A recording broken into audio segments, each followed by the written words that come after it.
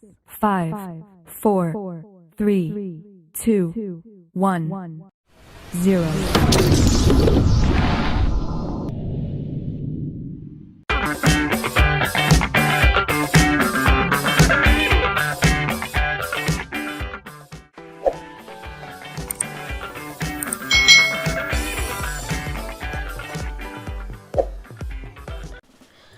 Hai hai hai, selamat datang di channel YouTube Kak Citra. Apa kabar adik-adik semuanya? Kak Citra berharap kalian dalam keadaan yang baik, sehat, dan siap untuk belajar ya. Hari ini kita akan belajar bersama-sama untuk mata pelajaran tematik kelas 6. Kita belajar di tema 9, menjelajah angkasa luar, subtema 3, tokoh penjelajah angkasa luar, pembelajaran yang kelima. Mari adik-adik, kita belajar dengan penuh semangat ya. Adik-adik, coba kalian perhatikan gambar ketiga orang ini. Ya, pertama namanya adalah Nicolaus Copernicus, lalu ada Johannes Kepler dan Edwin Hubble. Nah, di sini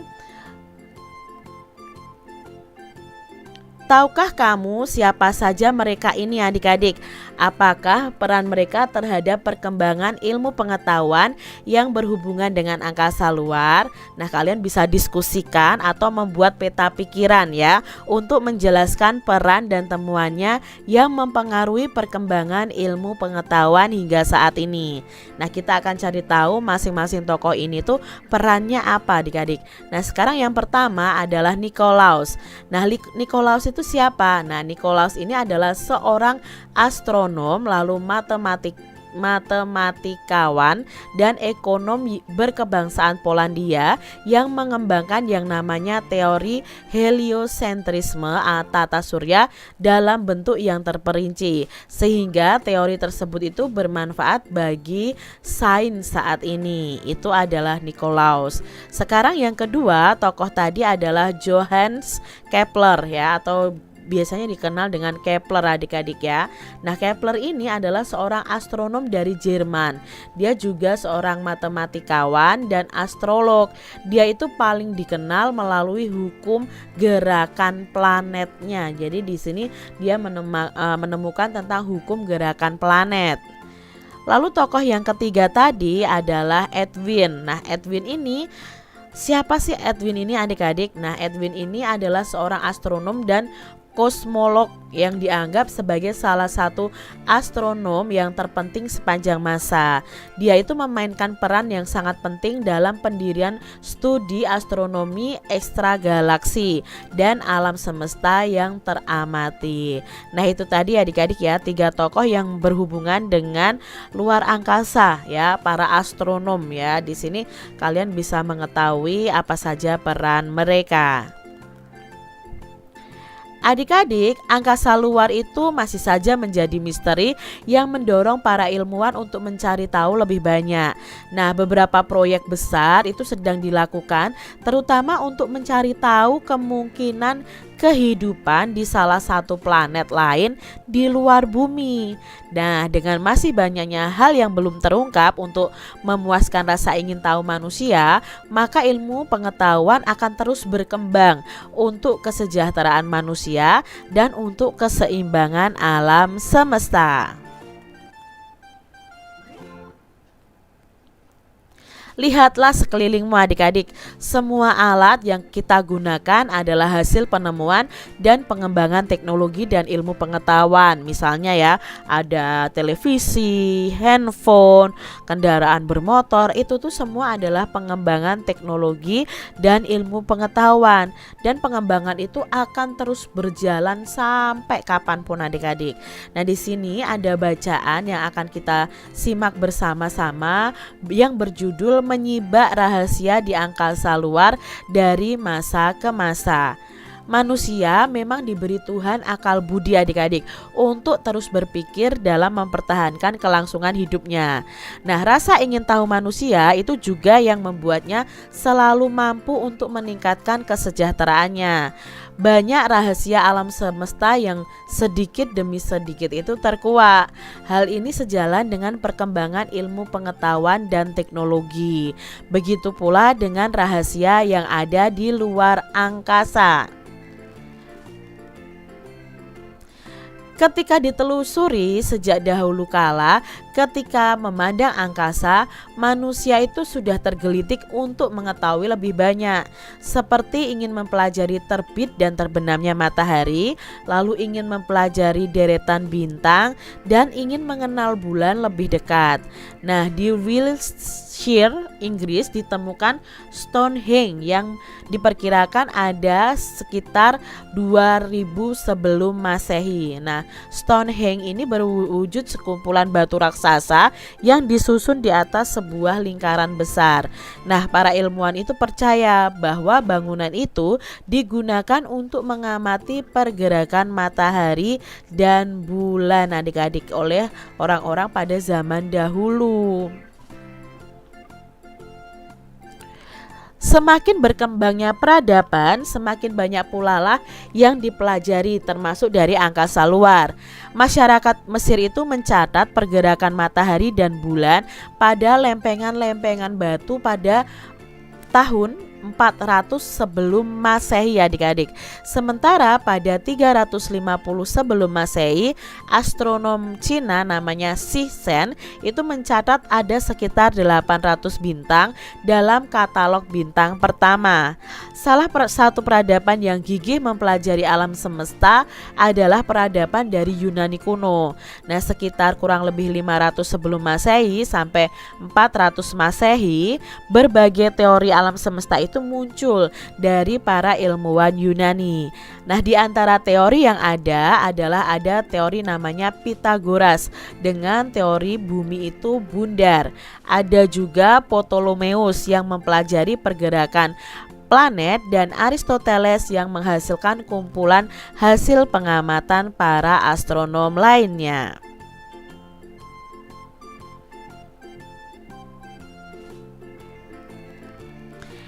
Gagasan revolusioner yang dicatat sejarah adalah ketika pada tahun 1543. Nah, pada tahun tersebut Nikolaus yang memperkenalkan teori bahwa bumi dan planet-planet lainnya itu sebenarnya mengorbit mengelilingi matahari. Bukankah bumi yang menjadi pusat tata surya seperti yang dipahami sebelumnya adik-adik? Gagasan ini terus dicari tahu oleh astronom di era-era berikutnya. Pada tahun kurang lebih 1600, astronom Denmark Tycho Brahe yang dibantu oleh asistennya yaitu Kepler itu menemukan bahwa planet memang mengorbit pada matahari dalam jalur berbentuk elips. Nah, teori ini lalu diperkuat lagi dengan pembuktian dari astronom Italia yang bernama Galileo Galilei. Nah, yang menggunakan teleskop untuk melakukan pengamatan di angkasa luar.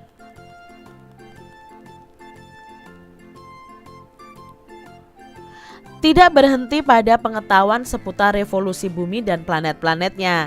Rahasia benda langit lain pun diamati oleh bumi. Pada tahun 1682, Edmond Halley itu mengamati sebuah komet. Lalu ia dapat menyimpulkan bahwa komet itu muncul setiap 76 tahun sekali. Komet itu pun dikenal dengan nama komet Halley. Nah, planet-planet dalam tata surya itu juga dikenal dan dipelajari secara bertahap adik-adik. Uranus itu ditemukan pada tahun 1782 oleh William. Lalu Pluto yang terjauh baru ditemukan pada tahun 1930. Akan tetapi setelah pengetahuan itu semakin berkembang, Pluto ini kemudian tidak lagi dikelompokkan sebagai planet dalam tata surya.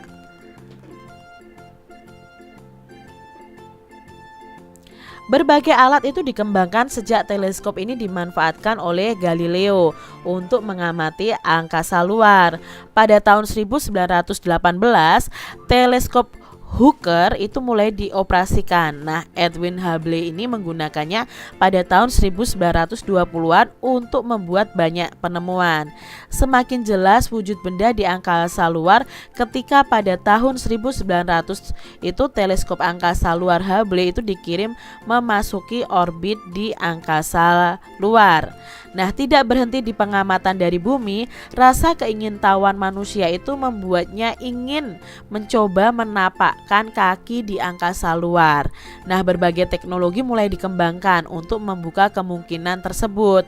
Roket modern pertama yang menggunakan bahan bakar cair itu ditemukan oleh Robert Goddard, ya, ilmuwan Amerika. Lalu pada tahun 1957 Soviet itu meluncurkan Sputnik 1, ya, pesawat angkasa luar yang pertama kali. Yuri Gagarin dari Rusia menjadi orang yang pertama yang melakukan perjalanan ke luar angkasa, dan kurang dari satu kemudian itu disusul oleh Alan Shepard dari Amerika. Nah ya adik-adik ya, perkembangan teknologinya itu terus maju ya. Bahkan orang yang dulunya merasa tidak mungkin untuk ke luar angkasa, tapi karena adanya perkembangan teknologi, nah itu menjadi mungkin. Setelah itu, dua negara adidaya dunia itu seakan berlomba untuk mengirimkan peralatan dan manusia itu menjelajah angkasa luar. Stasiun angkasa luar Salyut itu dikirimkan Soviet untuk pertama kali pada tahun 1971, lalu disusul oleh Amerika dengan Skylab 2 tahun kemudian. Jadi mereka saling beradu adik-adik.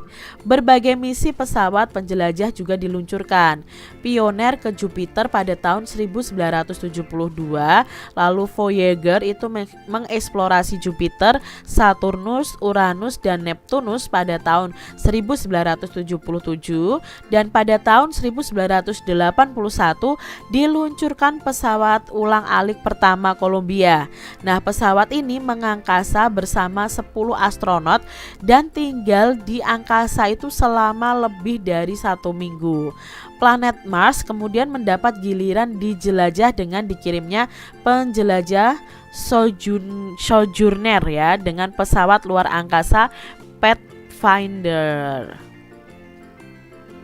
Ya adik-adik ya, manusia itu sangat luar biasa ya, ciptaan Tuhan ini dilengkapi dengan akal budi lalu bisa membuat ilmu pengetahuan yang ada. Nah, tidak semua usaha manusia itu menambah pengetahuannya tentang angkasa luar secara mulus adik-adik. Duka itu juga pernah menyeliputi dunia ilmu pengetahuan, karena pada tahun 1986 pesawat ulang-alik Challengers itu meledak setelah lepas landas. Nah, 7 astronot yang ada di dalamnya turut menjadi korban. Cerita dari penjelajahan juga tidak tersampaikan sepenuhnya ketika pada tahun 2003 pesawat ulang-alik dari Columbia itu bersama 7 astronotnya itu hancur lebur dalam perjalanan pulangnya ke bumi setelah 16 hari di luar angkasa. Ya, usaha penemuan itu tidak sekejap berhasil. Akan tetapi rasa ingin tahu manusia itu mengasah semangatnya untuk pantang menyerah dalam menjelajah angkasa luar guna membuka wawasan baru bagi warga bumi. Diambil dari buku tematik tema 9 kelas 6 Pushbook tahun 2015. Adik-adik tadi ya, dari bacaan tadi, mari kita membuat rangkuman dari informasi tadi ya. Banyak sekali informasi, nah bisa kita buat seperti ini adik-adik. Rahasia di angkasa luar dari masa ke masa. Nah, pada tahun 2000 sebelum Masehi, Stonehenge itu digunakan untuk mengamati pergerakan matahari dan bulan. Lalu berkembang pada 400 sebelum Masehi, masyarakat Mesir itu mencatat pergerakan matahari dan bulan pada lempengan batu. 350 sebelum Masehi, astronom Cina yang namanya Sisen itu mencatat ada sekitar 800 bintang. Lalu berkembang lagi pada tahun 500 sebelum Masehi sampai 400 sebelum Masehi. Itu ada teori Pythagoras, ada teori Aristoteles ya adik-adik ya. Lalu berkembang lagi pada tahun 1543, Nikolaus ini memperkenalkan teori bumi dan planet-planet itu mengorbit pada matahari. Lalu pada tahun 1600-an ya, si Brahe dan Johannes Kepler ini menemukan bahwa orbit planet itu berbentuk elips. Lalu di sini Galileo Galilei itu menggunakan teleskop untuk mengamati luar angkasa. Lalu berkembang lagi di tahun 1682, Edmond Halley itu mengamati sebuah komet. Lalu di tahun 1782 William itu menemukan planet Uranus, dan 1930 itu menemukan Pluto, namun tidak lagi menjadi planet. Lalu di tahun 1918 ada teleskop Hooker yang dioperasikan. Tahun 1920 Edwin Hubble ini menggunakan teleskopnya. Lalu di tahun 1957 negara Soviet ini meluncurkan Sputnik 1, pesawat angkasa luar yang pertama kali. Lalu di tahun 1971 stasiun angkasa Salyut itu dikirimkan oleh Soviet. Lalu di tahun 1972 Pioneer dikirim ke Jupiter adik-adik, dan 1973 Amerika itu mengirimkan namanya stasiun angkasa Skylab ya. Lalu di tahun 1977 Voyager ini mengeksplorasi Jupiter, Saturnus, Uranus, dan Neptunus. Dan 1981 diluncurkan Columbia, pesawat ulang-alik yang pertama. 1986 pesawat ulang-alik Challenger itu meledak setelah lepas landas. Dan di tahun 1990 teleskop Hubble itu dikirim ke angkasa luar, dan di tahun 2003 pesawat Columbia bersama 7 astronotnya hancur lebur. Nah ini tadi ya adik-adik ya, peta pikiran tentang rahasia di angkasa luar dari masa ke masa. Hai, terima kasih sudah berkunjung ke pameran sederhana kami tadi Made. Terima kasih juga telah memberikan pertanyaan kepada kelompok kami, kata Siti. Sama-sama Siti, kelompok kami sangat menghargai kerja keras kelompokmu. Kalian telah membuat model dan mempresentasikan hasil pekerjaan kelompok dengan baik. Kami berharap kelompok kalian juga akan memberikan masukan yang baik juga untuk kelompok kami pada saat pameran nanti. Tentu Made, terima kasih telah menghargai kerja keras kami. Bicara tentang kerja keras, aku jadi teringat sebuah kisah seorang anak yang bekerja keras untuk memberikan kejutan kepada ibunya. Pasti si ibu akan senang sekali. Wah, tentu kisah yang menarik. Bolehkah aku membacanya? Tanya Made. Nah, di sini ada sebuah kisah yang akan kita simak bersama-sama. Kado ulang tahun ibu, karya Diana Karitas. Sakif termenung pagi ini di kelasnya yang masih sepi. Sakif memang biasa datang pagi ke sekolah. Namun biasanya ia akan main bola di lapangan sekolah dengan atau tanpa teman. Ia memang suka bermain bola. Amir yang datang kemudian memerhatikan dengan heran. Tidak biasanya, pikir Amir. Selamat pagi Sahib, sapa Amir. Nampaknya ada yang sedang kamu pikirkan ya, tanya Amir. Amir dan Sakif ini berteman cukup dekat. Mereka juga anggota tim sepak bola di sekolahnya. Oh, selamat pagi Mir. Iya nih, aku sedang memikirkan kado apa yang akan kupersembahkan untuk ibuku. Ibu hendak ulang tahun minggu depan. Kali ini aku ingin memberikan sesuatu untuk beliau, tapi aku bingung. Kira-kira apa yang bisa aku berikan ya Mir? Tanya Sahib. Wah, aku juga pernah seperti itu ketika harus mencari kado untuk ibuku. Yang aku tahu ya Hif, ibu paling suka sesuatu yang dibuat oleh anaknya sendiri. Ibuku terharu sampai menangis ketika aku hanya memberikan kartu ucapan ulang tahun yang aku buat sendiri untuk beliau, cerita Amir. Wah, idemu menarik Mir, kata Sahif dengan mata berbinar. Terima kasih Mir, aku tahu apa yang akan kuberikan untuk ibuku. Yuk kita main bola yuk, masih ada waktu sebelum mulai pelajaran pagi ini, ajak Sakif bersemangat adik-adik. Pada saat jam istirahat, Sakif ini bergegas menemui Pak Barno, guru kelasnya. Setelah berbincang sebentar, keduanya ini berjalan beriringan menuju ruang guru.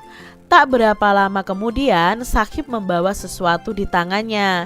Ia tampak gembira, lalu mendekati Amir yang sedari tadi menunggunya di depan kelas. Mir, aku sudah mendapatkan sesuatu untuk ibuku. Pasti beliau senang sekali, jelas Sakif riang. Wah, cepat sekali Hif. Boleh aku tahu benda apa yang kamu berikan untuk ibumu? Tanya Amir tidak sabar. Sebenarnya ini kejutan untuk ibuku. Tapi karena kamu yang membantuku mendapat ide ini, bolehlah aku beritahu kamu. Tapi nanti bantu aku membungkusnya ya, kata Sakif. Lalu ia membuka kertas koran yang digunakan untuk membungkus benda itu adik-adik. Wah, hebat, ide yang keren. Ini kan patung konstruksi dari kaleng bekas yang kamu buat beberapa minggu lalu. Dan tahukah kamu bahwa patung yang kamu buat ini memang bagus sekali? Pasti ibumu suka, kata Amir tak kalah gembira. Ah, jadi ini yang kamu bicarakan dengan Pak Barno tadi ya, selidik Amir. Betul, aku mengatakan sejujurnya kepada Pak Barno untuk meminta patung yang pernah aku buat untuk dijadikan hadiah ulang tahun ibu. Karena patung ini sudah dinilai dan minggu depan akan dibagikan ke kita semua. Maka Pak Barno tidak keberatan aku memintanya lebih dahulu. Beliau hanya berpesan agar aku membungkusnya dengan rapi supaya teman-teman lain tidak berbondong-bondong datang kepada beliau meminta patung buatan mereka. Tawa Sakif. Nah itu tadi ya cerita tentang Sakif adik-adik. Nah dari cerita di atas coba jelaskan persamaan dan perbedaan cerita tersebut dengan peristiwa yang mungkin pernah kamu alami atau pernah kamu tonton dalam film. Nah gunakan diagram Venn sebagai bantuan kalian nih adik-adik. Tuliskan pokok pikiran yang ada dalam cerita fiksi di bagian cerita fiksi dan tuliskan pokok pikiran dari pengalaman kalian atau dari film yang ditonton pada bagian yang lainnya. Nah contohnya diagram Venn-nya seperti ini adik-adik ya. Judulnya apa? Nah tadi kan judulnya kado ulang tahun ibu. Penulisnya adalah Diana Caritas. Bagian yang paling disukai dari cerita fiksi di atas adalah Sakif ini memberi hadiah ulang tahun ibunya berupa mainan atau patung ya karyanya sendiri. Nah saya menyukai karena Sakif ini menunjukkan rasa kasih sayangnya kepada ibunya. Lalu di sini Kak Citra punya cerita tentang pengalaman atau mungkin bisa juga dari cerita di TV. Nah di sini cerita fiksi dan pengalamannya Kak Citra itu bersama-sama atau persamaannya itu memanfaatkan barang bekas untuk kerajinan. Nah kalau cerita fiksi tadi adalah Sakif membuat patung konstruksi untuk tugas kelas ya saat ibunya ulang tahun. Nah pengalamannya itu adalah pada lomba kreativitas seni, temanku Agus membuat kerajinan dari kain perca. Nah Agus ini membuat taplak meja dan Agus sangat senang bisa memenangkan lomba tersebut. Nah berdasarkan diagram Venn ini adik-adik, mari kita jelaskan persamaan cerita fiksi dan pengalaman pribadi atau film yang pernah ditonton. Misalnya nih adik-adik ya, dari diagram Venn ini persamaannya adalah sama-sama menunjukkan pemanfaatan barang bekas untuk membuat kerajinan. Perbedaannya di sini adalah Sakif itu membuat barang kerajinan untuk tugas kelas, lalu ibunya ulang tahun dan dia memberikan kerajinan tersebut kepada ibunya. Sedangkan temanku Agus itu membuat kerajinan dari barang bekas untuk mengikuti lomba kreativitas siswa. Itu persamaan dan perbedaannya. Nah sekarang adik-adik coba buat karangan dengan mengembangkan bagian yang berbeda dari cerita fiksi tadi, cerita tentang Sakif tadi. Lalu kamu dapat mengambil beberapa bagian dari cerita yang asli sebagai bantuan. Lalu kalian bisa teruskan ceritanya berdasarkan imajinasi kalian sendiri. Misalnya seperti ini adik-adik ceritanya ya. Sakib mendapat ide memberikan hadiah ulang tahun ibunya setelah mendengar saran dari Amir. Nah, setelah pulang sekolah, Sakib mengajak Amir ke rumahnya. Di rumah Sakib ya, meminta bantuan kakaknya untuk membuka internet mencari contoh barang-barang kerajinan dari bahan bekas. Lalu Sakib dan Amir mengamati salah satu video dari YouTube tentang membuat tas dari kain perca. Nah, setelah Sakib dan Amir memahami cara membuat tas dari kain perca, kedua sahabat ini mencari bahan-bahan yang diperlukan. Lalu dengan kesabaran dan ketelatenan, dua sahabat ini membuat sebuah tas cantik dari bahan kain perca serta dijadikan hadiah untuk ulang tahunnya Ibu Sakib. Nah, Ibu Sakib dan Amir serta Sakibnya gembira karena ternyata usaha mereka tidak sia-sia dan mampu memberikan hadiah istimewa untuk ulang tahun Ibu Sakib. Nah, itu hanya sebagai contohnya, sisanya adik-adik bisa kembangkan sendiri. Apa itu patung konstruksi sederhana? Nah, di sini kita akan pelajari bersama-sama tentang patung konstruksi sederhana. Membuat patung dengan teknik merakit atau konstruksi itu memiliki beberapa kelebihan dibandingkan dengan teknik lainnya seperti memahat, membentuk, atau membutsir. Nah, membuat patung dengan teknik konstruksi ini dapat menggunakan bahan apa saja yang ada di sekitar kita yang mudah didapat adik-adik. Nah, teknik konstruksi ini dengan menggunakan bahan bekas, baik bisa berupa kertas, plastik, kayu, dan logam yang akhir-akhir ini banyak dijumpai. Patung dengan teknik ini sangat sederhana, sampai patung yang memiliki tingkat kerumitan dan kesulitan yang tinggi. Patung dengan teknik konstruksi ini juga dapat digunakan para perancang dan ilmuwan untuk membuat sebuah model adik-adik. Mereka sebelum membuat benda yang sebenarnya, mereka akan membuat modelnya terlebih dahulu. Nah, patung-patung dengan tema kendaraan, baik kendaraan biasa maupun kendaraan angkasa luar, cukup sering diciptakan oleh seniman atau ilmuwan untuk keperluan pengembangan ilmu pengetahuan. Kamu tentu tidak perlu berpikir untuk membuat patung dengan kerumitan yang tinggi adik-adik. Kamu hanya perlu merancang tema, mencari alat dan bahan di sekitar kalian, lalu membuatnya adik-adik. Nah, berikut ini adalah salah satu cara membuat roket sebagai salah satu kendaraan ke angkasa luar yang dapat kamu jadikan contoh sebelum kamu merancangnya sendiri. Nah, bagaimana cara membuatnya? Tentukan dulu alat dan bahan yang digunakan. Nah, kamu memerlukan yang namanya kertas karton bekas, roll bekas kertas tisu, lem, perekat, gunting, penggaris, di sini juga ada cat air ya. Lalu potong kertas karton itu dengan ukuran 10 cm kali 10 cm. Berdirikan roll tisu tepat di tengah kertas nih adik-adik ya, seperti ini. Untuk memperkuat, gunakan lem kertas untuk merekatkan roll tisu dengan kertas karton. Nah, perekat kertas digunakan agar nantinya pada saat pengecatan, cat itu dapat menempel dengan baik. Jangan memakai solasi plastik adik-adik. Lalu potong kertas karton dan bentuklah menjadi kerucut seperti ini. Gunakan perekat kertas kembali untuk merekatkan kerucut ini dan rekatkan dengan roll tisu yang tadi sudah diberdirikan. Potong karton kardus yang lebih tebal berbentuk segitiga siku-siku. Nah, gunakan penggaris untuk membuat segitiga tersebut berbentuk sama dan presisi. Satu roll tisu itu memerlukan paling tidak 3 buah kertas karton tebal yang berbentuk segitiga. Nah, rekatkan kertas karton tebal itu berbentuk segitiga tersebut dengan menggunakan selotip kertas di sekeliling roll tisu. Nah, seperti ini ya adik-adik ya. Kamu dapat mewarnai roketmu dengan menggunakan cat air agar lebih menarik. Coba ya adik-adik praktekkan di rumah kalian masing-masing. Adik-adik, nah Perhatikan dengan baik contoh tadi karya di atas. Dan terdapat banyak alat dan bahan yang bisa dimanfaatkan untuk membuat kendaraan angkasa luar. Nah, ingatlah adik-adik bahwa roket itu bukan satu-satunya kendaraan luar angkasa. Jika kamu melakukan riset kecil, ada banyak sekali jenis dan rupa kendaraan luar angkasa yang dibuat oleh manusia. Nah, tugas adik-adik nih sekarang mengembangkan imajinasi kalian. Kalian membuat sebuah kendaraan angkasa luar. Ya, kalian bisa menggunakan bahan-bahan yang ada di sekitar kalian yang tidak dipakai. Coba ya adik-adik ya, praktekkan nih menggunakan barang-barang bekas di sekitar kalian.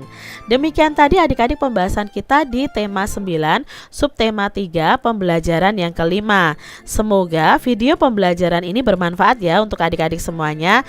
Dan sampai jumpa lagi di video pembelajaran Kak Citra selanjutnya. Tuhan memberkati.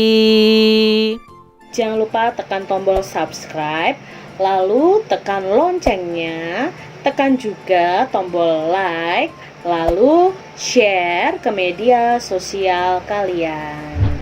Jangan lupa untuk ikuti media sosial Kak Citra. Terima kasih.